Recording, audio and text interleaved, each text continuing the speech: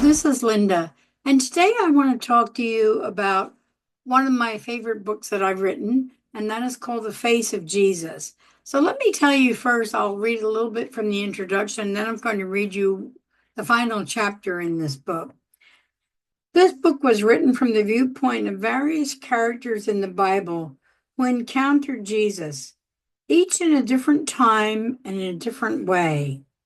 Each chapter is written based on these encounters, some with easily recognized people in the scripture, some people more obscure.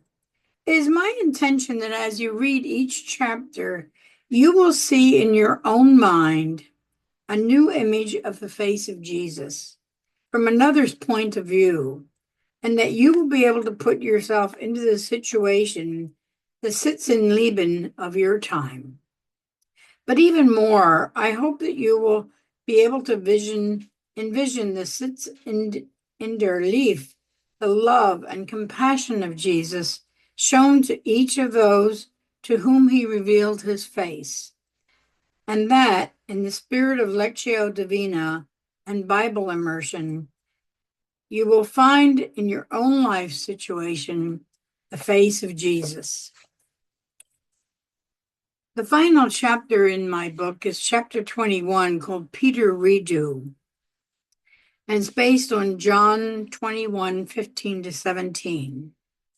When they had finished breakfast, Jesus said to Simon Peter, "Simon, son of John, do you love me more than these?" He said to him, "Yes, Lord, you know that I love you." He said to him then, "Feed my lambs." He then said to him a second time, "Simon, son of John, do you love me?" Peter said to him, "Yes, Lord, you know that I love you." He said to him, "Tend my sheep."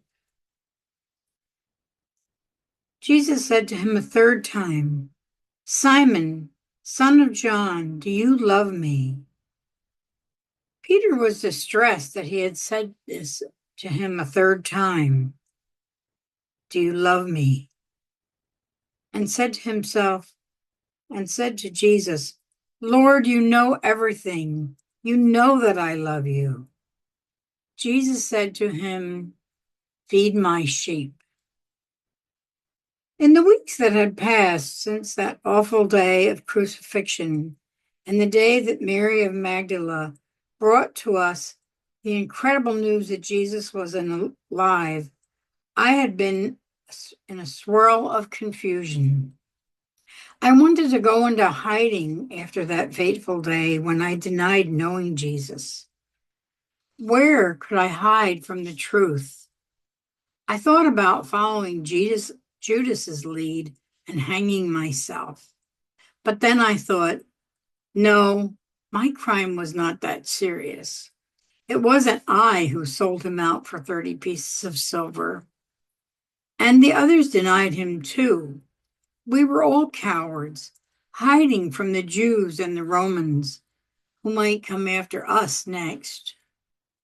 And I was jealous of John, not just because he was younger and faster and got to the tomb before I did, but just because he was brave enough to stand by Jesus until the end, and not because Jesus had asked him to care for Mary, his own mother. There was always conflict and this nagging feeling of envy for the relationship John had with Jesus. And yet, numerous times, Jesus had indicated he wanted me to lead his followers after he was gone. But then, if I were the favorite, the chosen leader, why did he look at John so lovingly and embrace him tighter than the rest of us? And then there was Mary of Magdala. I was jealous of her too. Jesus obviously loved her. He treated her with respect and paid attention to her words. She was a woman.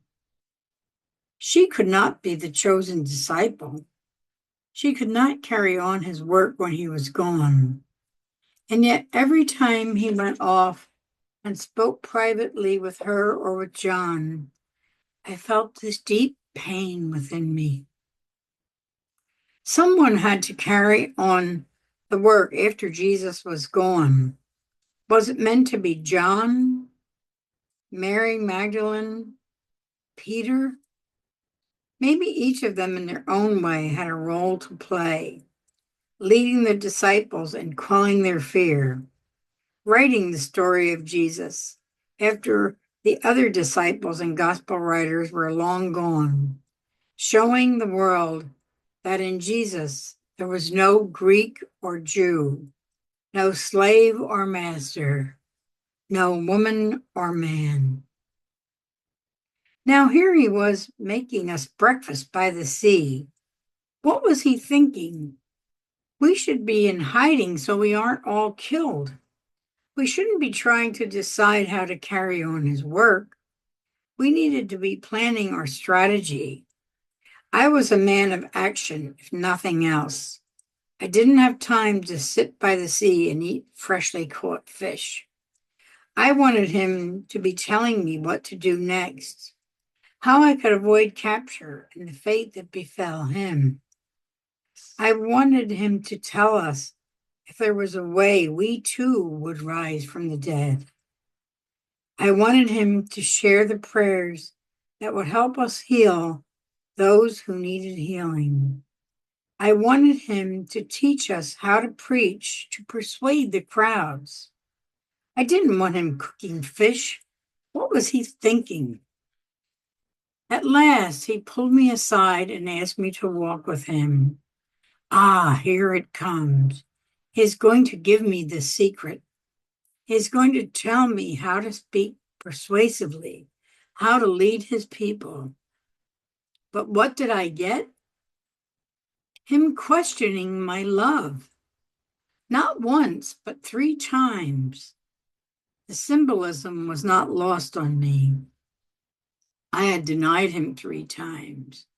Now he was making me pay for that denial. He was relentless. He just kept asking. But there was more to it. Each time I assured him of my love for him, trying to persuade him I was the best person to lead his followers, he came back with this: feed my lambs, tend my sheep, feed my sheep. What did he want from me? I couldn't feed them all. I couldn't care for them all. Even if I could build a whole army of followers, we would never care for all the poor. I cried when he asked me the 3rd time. I knew that I could never live up to what he was asking me. And he knew it too, because I saw tears running down the face of Jesus.